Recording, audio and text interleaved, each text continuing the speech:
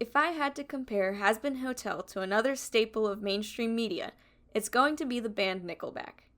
Known by many, universally hated, and yet not actually that bad once faced with the reality of perception. That's right, I jammed a blind man now and again.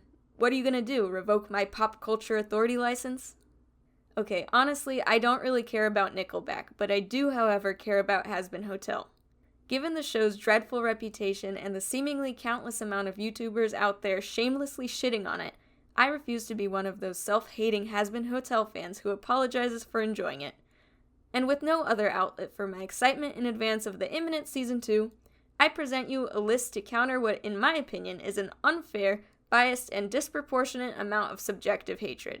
Without further ado, here are 10 things I enjoy about Hazbin Hotel. Because classy sophisticates like us should not stain our lips with cursing. Yea, verily. Even people unfamiliar with the show Hazbin Hotel might know of its reputation for excessive expletives and vulgarity. Fuck yes!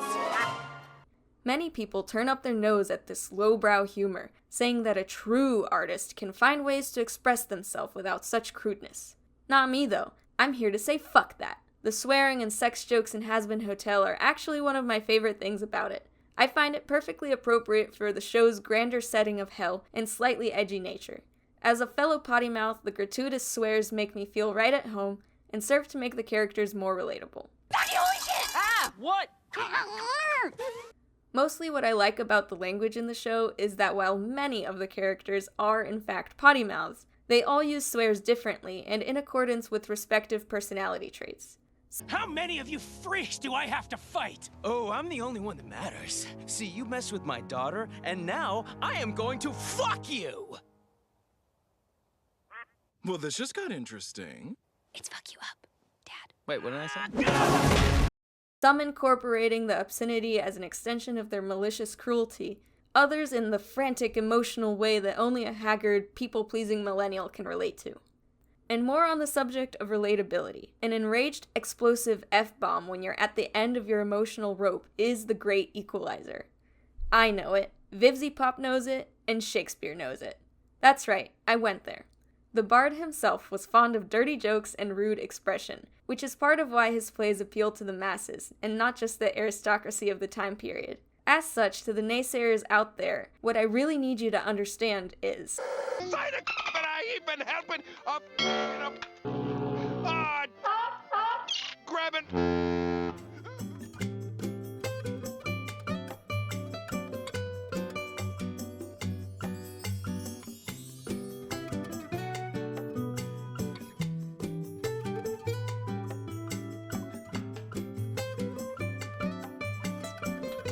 So, I like the musical numbers. A lot. Honestly, I think a lot of the songs are quite catchy, and I'll admit to inflicting my mom to several listens through of the show's soundtrack on road trips, because nothing helps me focus on safe driving more than singing duets with myself in funny voices.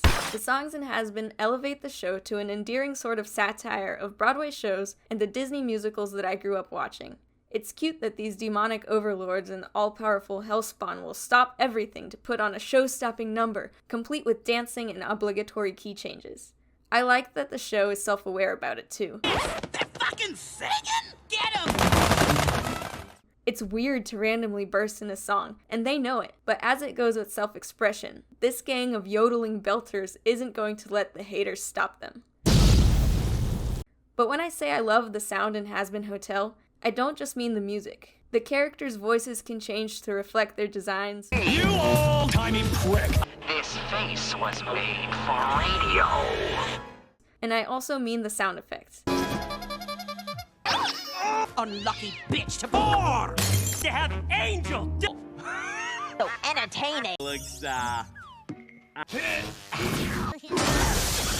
As someone who deeply appreciates a good noise, one of my favorite parts of Hazbin is the diverse range of cartoonish soundtracks used to emphasize scenes and actions.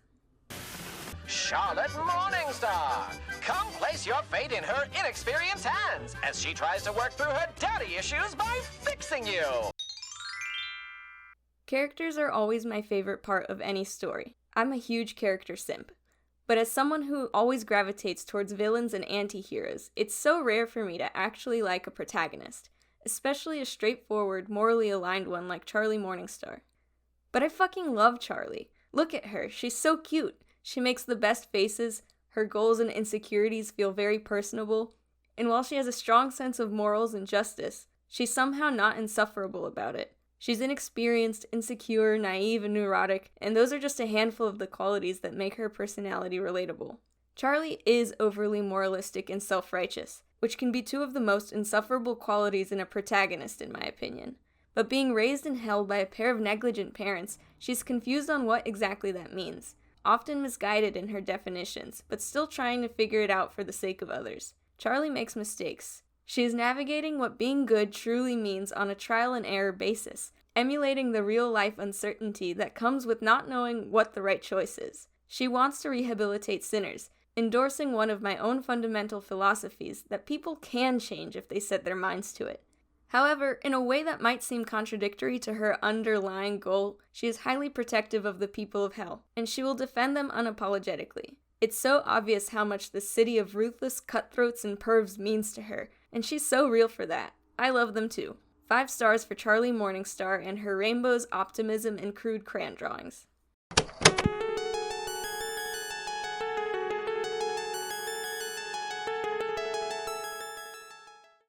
Episode 4 of Hazbin Hotel is actually really good. The controversy around this episode throws me off and to me speaks to the main issue I have with most Hazbin Hotel criticism, that it's coming from a place of bad faith and a superficial understanding of the source material. Around the time I started brainstorming this video, creator Artifacts released a much longer analysis about the controversy revolving around this episode, and why the common takes are misunderstanding the inherent point. They verbalize so much of my own thoughts on this subject, and I highly recommend watching that video if it's a subject that interests you. I'll add my own 2 cents that, in my opinion, Episode 4 of Hazbin Hotel, Masquerade, is without a doubt one of the best episodes in the show. I love the reveal of Angel Dust's overcompensation and internalized self-loathing. I love the song Poison, and I'm dead ass when I say listening to it still gives me chills. The vulnerability and desperation conveyed is so raw you wouldn't expect it from a flamboyant, anthropomorphic, sexy spider, but hey, there it is anyway. I love the conflicting visuals paired with the pop stylings, and I love the follow-up song Loser Baby, which makes me emotional in an entirely different way. It's so rewarding to see Angel and Husk's relationship grow as they learn to understand one another and bond, finding support in each other at their respective rock bottoms. In short, I completely disagree with claims that Masquerade makes light of serious subjects or somehow cheapens the conversation revolving around sexual assault, as it is an honest and emotional exploration of the insidious nature of such trauma. Trust us! Trust us! Trust us! Trust us! Trust us! Now that's good television! I love villains. Seriously, I am a big fan of the villains in this show. I love the V's, I love the Exorcists. Adam and Lute make an epic combination of douchebag and savage. What up, baby? I love that despite their contrasting vibes of casual frat boy who seemingly doesn't take anything seriously and high-strung militant who processes everything at a 10, they can come together in their shared status of elevated moral hypocrisy and killer 2-part harmonies. Plus, they're both hot. Like, come on, that's just not fair. Meanwhile, the V's. Oh, the V's. It boggles my mind how people will say they should have been cut out of Season 1. I, for one, am glad the V's made it in right away, because they encapsulate some of my favorite elements of the show so far. Vox is my favorite character, period. Apparently, I can't resist a megalomaniac TV head that is actually an insecure loser deep down. Valentino is great too. The abusive piece of shit Mothman smoking his sexy little pipe, what he lacks in brain power he makes up with swagger. I just love villains who defy traditional gender norms and dominance dynamics, and Valentino, with his heart-shaped nips, totally gets it. Last but not least, there's Velvet. Behind every self-proclaimed great man, overcompensating for his bruised ego, is a very mean yet significantly more competent lesbian. I love the fact that her hair changes so much throughout the show, properly rubbing in the fact that of the trio, she is the only one with hair. And I'm gonna have to cut myself off about the villains already, or we'll be here all day. A reminder to all, not to mess With the radio demon. Haha, just kidding. Okay, I don't think Alastor qualifies as a villain, especially because he's been a pretty clear ally of the protagonist so far, maintaining mostly positive relationships with more or less all of them. But I think we can at least agree that Alastor is morally gray at best. And he is without a doubt one of the coolest things this show has going for it. I saw what was essentially a conspiracy theory claiming that Alastor was some craftily engineered, laboratory-made, Tumblr sexy man bait, and honestly, I think that's pretty reductive to the substance of his character, even if he is quite popular on Tumblr. And I know, most of the people making these claims don't believe in the substance of Hazbin as a whole, but I'm here to say that that take is poo-poo. It's condescending, uppity hoo-ha, and I'm willing to bet rooted in the slightest bit of misogyny. Is Alastor the perfect epitome of the edgy DeviantArt Jack Skellington Hannibal Lecter drip? Yeah, for sure, but he's also clearly a dope character with narrative depth and creative charm. His presence is both fun and creepy, his unclear motives are captivating, as well as the hints of his complicated past and secret sentimental side. Let's also hear a round of applause for his whimsy. Funny, I was going for hilarious. At times he is elevated to the same dangerous status as some of the other malicious overlords, providing a juicy contradiction to the fact that he's on the good guy's side, and his last distinct scene in the season finale hinted at some tasty internal conflict that I'm excited to unpack in future seasons. The setting in Hazbin Hotel is really cool, feeling equal parts refreshing and nostalgic, drawing on this early Cartoon Network-inspired aesthetic, providing lots of rewarding details to those who bother paying attention.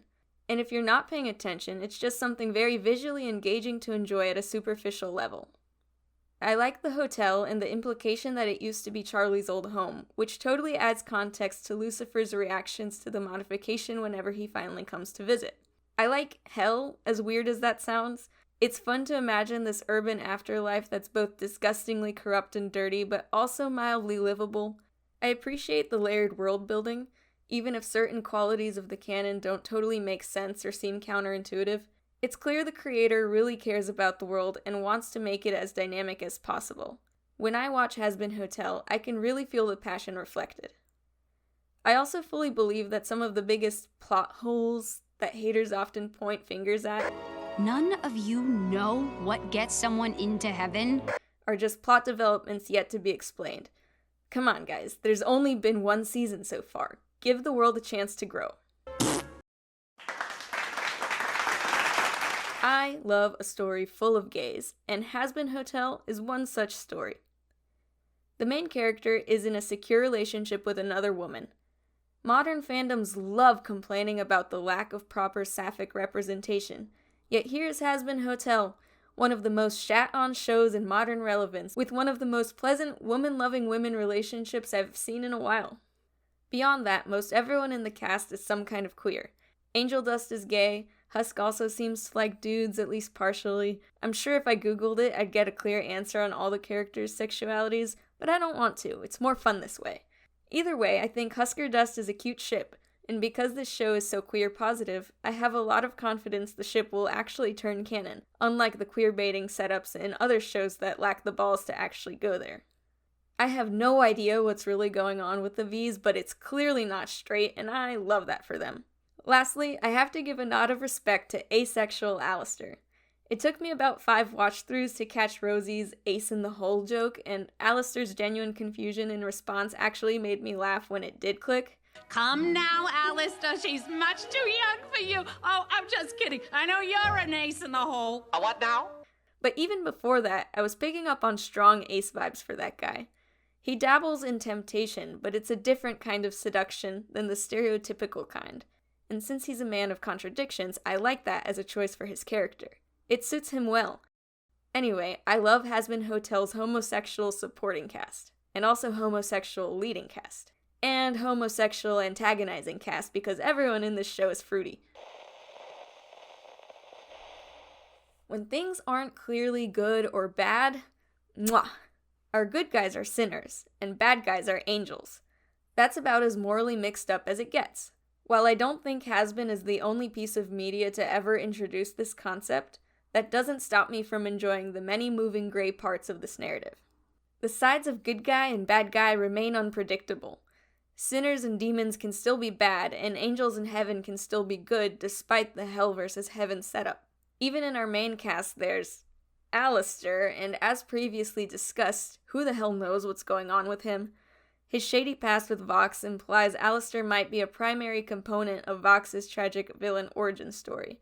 Then what does that imply about the fundamentals of our core cast of heroes who are depending on Alastor so deeply? I think people are quick to project the notion that Hazbin's writing is too simple, without actually examining the separate parts of it. Like it's so hard for certain critics to understand that just because Lucifer loves Charlie, she can still have daddy issues. In actuality, their relationship is one of the more realistic depictions of conflict between a parent and a child, because of the underlying love there. In the biz, we call that shades of gray. And that's why this larger-than-life cartoon with dirty jokes and silly musical numbers where half the characters are some kind of furry manages to depict some of the most realistic and human struggles. Surprise, surprise, the character simp loves the character dynamics. Yes, I do. The show is full of different dynamics and they are all so tasty. I can see them taking shape already and I'm ripe with anticipation to see how they further develop. Bouncing off my point about Charlie and Lucifer, absolutely one of my favorite relationships in the show. I love the reveal of their dynamic and how Lucifer influenced Charlie's insecurities, but also the fact that the apple did not fall far from the tree, and the pair of them are quite similar. I like whatever the hell that inspires in the dynamic between these three. Talk about things I'm looking forward to seeing unfold next season. Hell's Greatest Dad is the reason I decided to watch the show at all, because Alastor and Lucifer's bombastic dick-measuring contest over Charlie had me tickled to hell. Honorable mention to the rivalry between Vox and Alastor that I hope is going to be projected on Charlie next season, and the contrast between Angel's relationship with Husk and Valentino is wonderful. There are a lot of cool and promising dynamics to appreciate, but I'm trying to keep this short, so I'll close with an appreciation of the primary cast. Found family, bitches. We love found family. Look at them hanging out and getting to know each other, learning to trust and care about each other, and finally coming together shoulder to shoulder in that final battle. That about covers today's rant. Thank you for attending. I know it's popular to hate things and most algorithms reward meanies and dickheads, but I wish it was more normalized to be unapologetically into what we're into. Hazbin Hotel fans, let's be cringe and free, alright? I'm really looking forward to Season 2, and I don't care who knows it. Thanks for watching, and please leave me some comments about your personal favorite aspects of the show, as well as what you're most looking forward to seeing in Season 2. Bye for now!